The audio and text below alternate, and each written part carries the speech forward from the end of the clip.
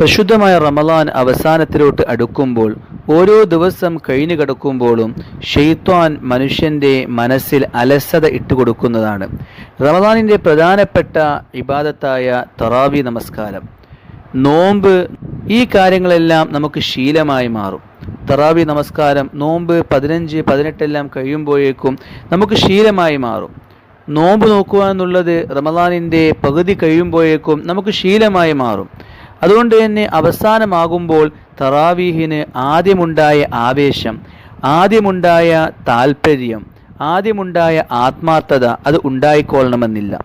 നോമ്പ് നോക്കുമ്പോൾ ആദ്യം ശ്രദ്ധിച്ച രീതിയിലുള്ളൊരു ശ്രദ്ധ, ആദ്യം പാപങ്ങളിൽ നിന്നും വിട്ടുനിന്നതുപോലെ പാപങ്ങളിൽ നിന്നും വിട്ടു നിൽക്കൽ, ഒരു ആത്മാർത്ഥത, അത് നഷ്ടപ്പെടാനുള്ള സാധ്യതയുണ്ട്. ശൈത്വാൻ ഇതിൻ്റെ മഹത്വം ഹൃദയത്തിൽ നിന്നും എടുത്തു കളയുന്നതുമാണ്.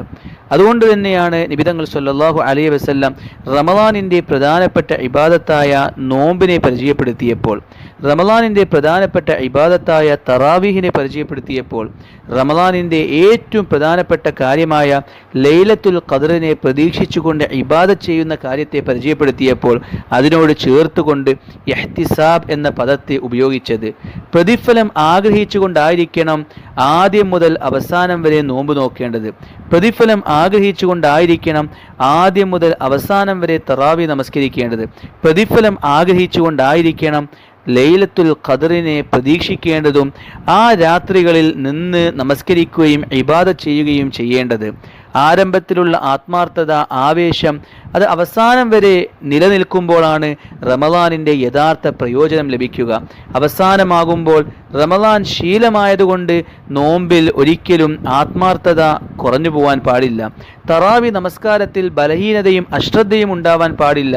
റമളാനിൻ്റെ അവസാനം വരെ പ്രതിഫലത്തെ ആഗ്രഹിച്ചുകൊണ്ട് ആത്മാർത്ഥമായ ഇബാദത്ത് ചെയ്യുമ്പോഴാണ് റമളാനിൻ്റെ യഥാർത്ഥ പ്രയോജനം നമുക്ക് കരസ്ഥമാകുന്നത്. റമളാൻ 27 കഴിഞ്ഞാൽ പിന്നീട് നമ്മുടെ ആത്മാർത്ഥതയും ഇബാദത്തുകളിലോടുള്ള താല്പര്യവും നഷ്ടപ്പെട്ടു പോകാൻ പാടില്ല. റമളാൻ അവസാന 10 കഴിഞ്ഞാൽ ബാക്കിയുള്ള ഭൗതികമായ കാര്യങ്ങളോട് തിരിയുകയും റമളാനിൻ്റെ ഇബാദത്തുകളിലുള്ള ആത്മാർത്ഥതയും താല്പര്യവും നഷ്ടപ്പെട്ടു പോകാൻ പാടില്ല. അവസാനം വരെ ഒരേ താല്പര്യത്തോടുകൂടിയും ആത്മാർത്ഥതയോടുകൂടിയും നിലകൊള്ളാനായി ഓരോ വിശ്വാസിയും പരിശ്രമിക്കേണ്ടതുണ്ട്. കാരണം നബി തങ്ങൾ സല്ലല്ലാഹു അലൈഹി വസല്ലം അരുളി, ഓരോ അമലുകളുടെയും അവസാനം നോക്കിക്കൊണ്ടാണ് അള്ളാഹു അതിൻ്റെ പ്രതിഫലത്തെ പൂർണ്ണമായി നൽകുക. അതുകൊണ്ട് റമളാന്റെ തുടക്കത്തിൽ ആവേശമുണ്ടായിരുന്നു, അവസാനം അശ്രദ്ധയിലായി അവസാനിക്കുകയാണെങ്കിൽ നമുക്ക് റമളാനിൻ്റെ പ്രതിഫലവും പ്രയോജനവും യഥാർത്ഥമായി കരസ്ഥമാക്കാൻ സാധിക്കുന്നതല്ല.